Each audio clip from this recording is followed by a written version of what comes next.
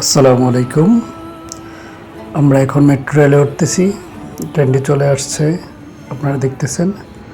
কিছুক্ষণের মধ্যে আমি এবং আমার সুরজ মামা ট্রেনের ভিতরে চলে যাব। আমাদের গন্তব্য মতিঝিল থেকে উত্তরা।